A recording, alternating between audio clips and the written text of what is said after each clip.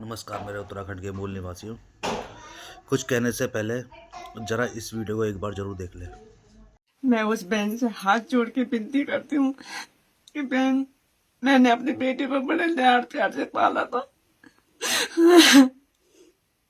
अब 3 साल हो गए मुझे रोते रोते, अभी तक मुझे कोई न्याय नहीं मिला।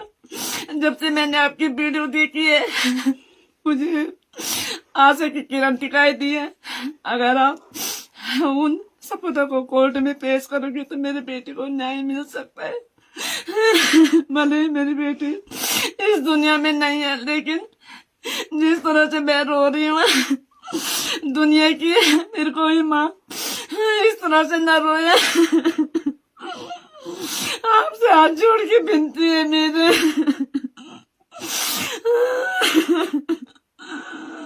क्या आप ये सारे सबूत कोर्ट में पेश करना, अगर आप चाहते हैं तो मेरी बेटी को न्याय मिले।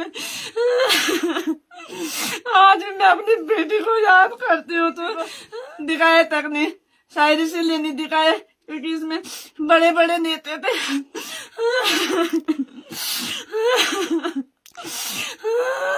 कुछ फर्क पड़ा? अंकिता हत्याकांड याद है? कौन है ये? कुछ समझ में आया? अंकिता की माँ है, ये 3 साल से इंसाफ लड़ रही है।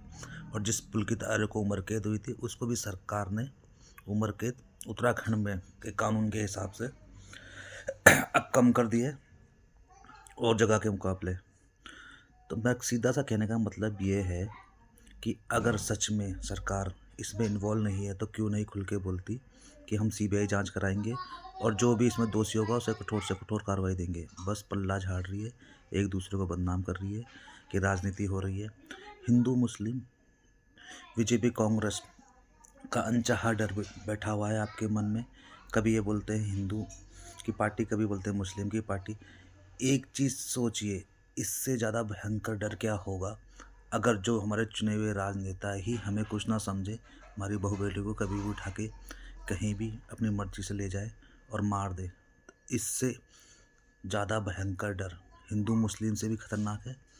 और भाइयों, आपसे हाथ जोड़ के गुजारिश है, अपने लिए नहीं तो अपने आने वाली पीढ़ी के लिए ज़रूर आवाज़ उठाए, क्योंकि कहीं ना कहीं हमें कुछ फ़र्क नहीं पड़ रहा है नौकरियां बिकने से, रोज़गार बिकने से। और इस उत्तराखंड में हमारे 42 लोगों ने शहादत दी और उसके बाद भी हमारा योगदान है इस यहाँ के संसाधनों में, यहाँ की शिक्षा में, यहाँ के रोज़गार में। तो आप ही सोचिए, डरना आपको किससे चाहिए? हिंदू मुस्लिम से, या इन राष्ट्र पार्टियों से, या जो ये आपको सिखाते हैं इनसे? अपने लिए नहीं तो अपने बच्चों के लिए आवाज़ उठाएं, क्योंकि आपको फ़र्क ना पड़े। एम्स में 400 लोग राजस्थान से आके नौकरी कर रहे हैं, हमारे उत्तराखंड में नहीं मिले। हरियाणा के लोग पोस्टमैन की नौकरी पा चुके हैं हमारे पहाड़ में, हमारे यहाँ से इन्हें नहीं मिले। हमें कोई फ़र्क नहीं पड़ा। और जो हिंदू मुस्लिम करते हैं उनको यूसीसी का विरोध करने, यूसीसी के बारे में एक लफ्ज़ नहीं निकला। हमने 2 क्लाउड का विरोध किया। एक साल में आया हुआ आदमी यहाँ का स्थायी निवासी नहीं हो सकता, और दूसरा लिविंग रिलेशन, इस देवभूमि में लिविंग रिलेशनशिप नहीं चलेगी, और दोनों ही इसी पार्टी ने पास किए। तो डरना आपको किससे चाहिए? जो आपके अधिकार लूट रहे हैं, या किस डर से आप, अनचाहे डर से आप परेशान हो? ये आपको सोचना है, क्योंकि संसाधन आपके लूट रहे हैं, रोजगार आपके बच्चों के छीने जा रहे हैं, और भागीदारी आपके बच्चों की कम होती जा रही है।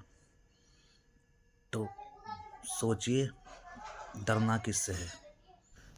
तो भाइयों, आओ मिलकर आवाज़ उठाएं और अपने अधिकार और अपने बच्चों की भागीदारी सुनिश्चित करें। इस उत्तराखंड में बाहर से इन राजनेताओं के चमचों और इन जो ठेकेदार नेता बनकर घूम रहे हैं, इनकी नहीं चलेगी।